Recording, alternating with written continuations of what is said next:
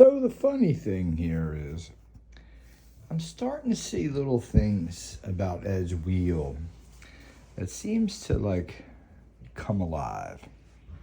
And let's start off with this. So I posted a video the other day in regards to putting a North Pole magnet up top and then having the coil. And as we work through Ed's wheel here, I realize we get a little bit more action. And this is going to be the electrostatic side, which will be electrostatic accelerator. And we're going to use Ed's iron, and we're going to cause displacement in ions from the iron and earth grounds as our ground for the metal pulleys here. That'll be attached to the wheel. When the wheel turns, the pulleys will turn. The rubber band will create electrostatics that'll be split out. So for right now, take a look at this compass. I noticed that the clover on top seems to come alive, like it's becoming like a NASCAR raceway for electrons.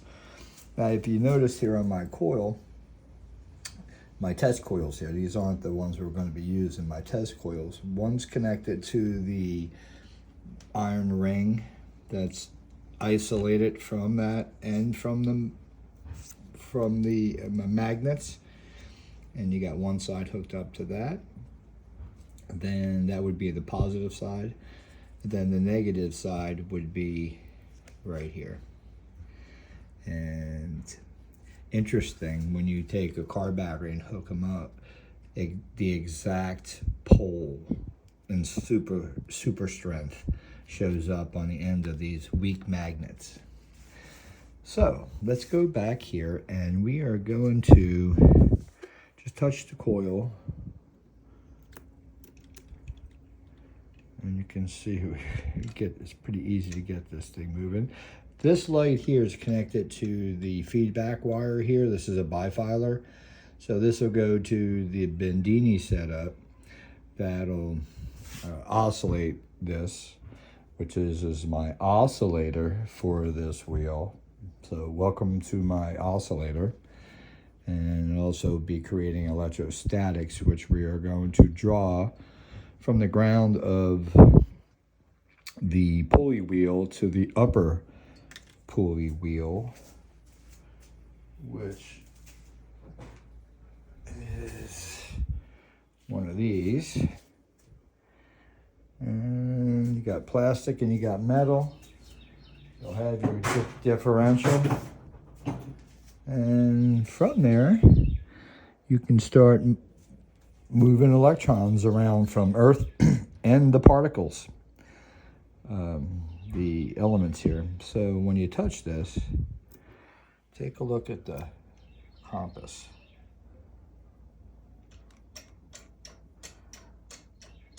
All right, you see that?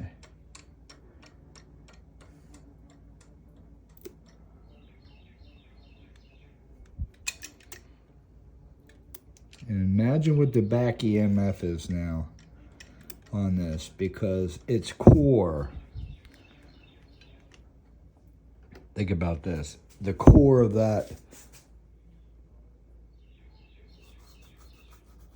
coil there is that shaft coming down the shaft of this whole enchilada. That's a lot of iron. Not to mention these poles that go deep in the ground. And I have a third additional ground that goes 8 feet deep, which we'll talk about that later and why that's important. But we're going to be oscillating using the wheel. Leave your comments. Stay tuned.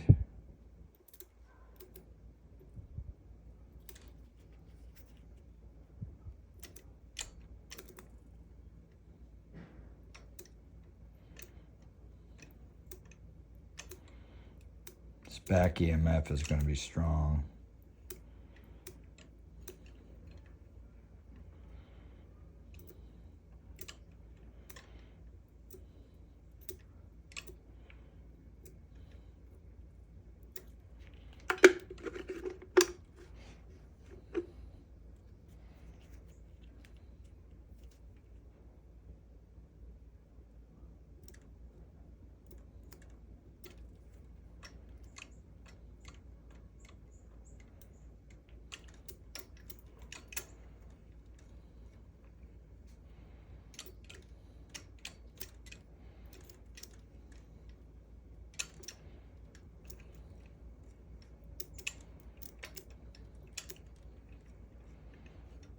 Leave your comments.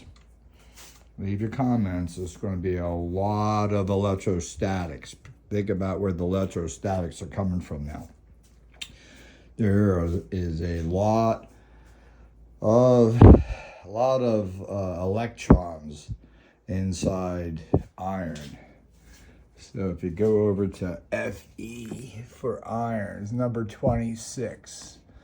So we'll have 26 electrons, 26 protons, and 26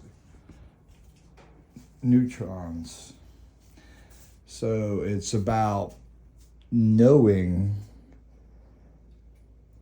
where the electron shift goes when the upper Bandini wheel starts turning.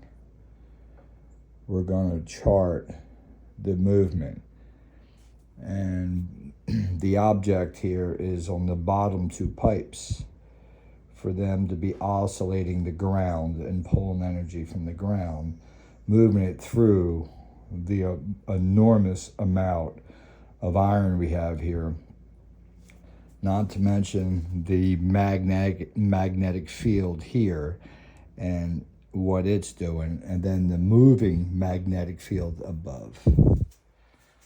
Leave your comments.